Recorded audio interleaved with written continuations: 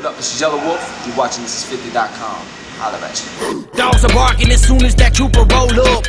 30-06, mama don't gotta load up. I'm your girl, Miss Mimi, and I'm sitting down with Yelawolf exclusively for Thisis50.com. Thanks so much for joining us again. You've been here before. Yeah, first time I came to Thisis50, and since then, shit's really went into overdrive. Thank you, Thisis50, for having me. About to do an interview. I'm excited to be here, man. You're really embracing like what you grew up in. Yeah, you know, the slaughtering of the hogs, the whole thing. You gave everybody like a little peek into your world. You know, from watching artists that I was inspired by, you know, whether it be, I'd say when I first saw my the short forms video, okay, it made me want to go there and see it. It made me want to be in New York. Okay. Because they showed what it looked like, you know. It made you feel like you wanted to be a part of it. I grew up listening to all kinds of music. I had a young mom. She was like 15 when I was born. So I grew up around young people listening to a lot of classic rock at first, and of course country because I was out there. And then my mom was dating a dude who was touring with Aerosmith and Ted Nugent doing the lights and stuff.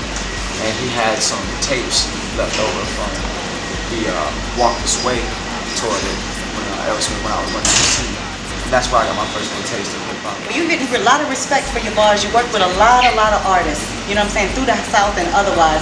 How does that make you feel? You know, being a white boy rapper. I mean, Eminem broke barriers, but like really having the bars. I'm like, honored, you know, to share the space with these legends, man. You know, I came out swinging with that Raekwon feature. That I ain't hip hop, bitch, you ain't hip hop. I wish a motherfucker would. The Bun B feature. Fresh kicks all day, no fits, alright. Drop hits all day. Well, Santana. You'll never get ahead of me. Mixing up the medicine, I mixing up the medicine. Slim Thug. Cause I still run the streets all night and day. Now I had working with Big Boi. Party and poverty with people like, yeah, you're famous, so what? I bet you can't hitch that semi up to this tow truck. that Big Boi feature got MTV saying that you're one of the breakthrough artists, a contender to be the breakthrough artist of 2010. Wow. Those are big statements. Like you sitting here humble. Like, is it all sunk in yet? I mean, I try not to like pay attention too much about, you know, comments and good or bad. I just, because I don't want it to affect my art or my character. You know what I'm saying? I mean, I greatly appreciate it. The tour's been crazy, and you signed to Interscope. How did it feel getting a deal? We sat down with Jimmy. We actually left the last show, went to the hotel, hopped on the plane, went to This is a big Atlanta. moment. Hopped on a plane, went straight to the airport to Atlanta, all the way to Atlanta just to fly to LA. Wow.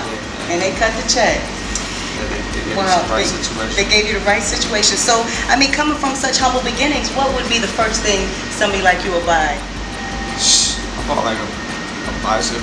A bicycle. For real? Be for real. Come on, you gotta tell the I fans. swear. And you bought a bike. I bought a bike and Was it a special bike? I went to Walmart and got some t-shirts and shit. For real? I mean, whatever, man. I got a Chevy. Okay, a Chevy. My tattoo, Kodak you, close up. Ain't no UFO, no yellers or supernova. And then you spoke about wanting to work with Eminem, and I read you recently worked with him. How was that? I haven't worked with him yet. You haven't worked with him yet? Meet him, you know what I'm saying? You But didn't meet him? Yeah, I Okay. didn't meet him, but we haven't worked together yet. And you know, in the future, I'm sure. You know Think what I'm so? saying? Well, how did the meeting go? It was dope, man. You know, it was cool, man. Shook hands, you know, traded stories, and you know, just kicked it for a minute. And where did that take place? In Detroit. In Detroit. So you went like to his little studio and stuff, or his big studio? Yeah. What's next for you? You're making this music. The album is coming soon. You know what I'm saying? You're gearing up.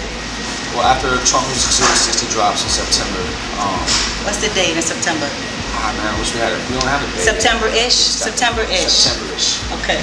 Around that time. And then after we put out 060, we're gonna setting up to release an album in March. We got a feature with Gucci Mane on a record called I Just Wanna Party. Okay, that's crazy. Yeah. Music got these poppers popping on the Richter scale. D-boys on the corner dropping quarters like a wishing well. Got feature production from Jim Johnson. Oh, wow. A record called Billy Crystal Man. Me and Jim, we went to the building on it. Well, I want to throw a few words at you, and I want you to tell me the first thing that comes to your mind when I say this. Alabama. Crimson Tide. Okay. Redneck. Yelawolf. Okay. Interscope. Success. Success. Eminem. Success. Okay. And hip hop. freedom. All right, I like that. That's crazy. I just wanna party. I just wanna party. It's Yelawolf, and you're checking out BooBooTV.com. Peace, sir.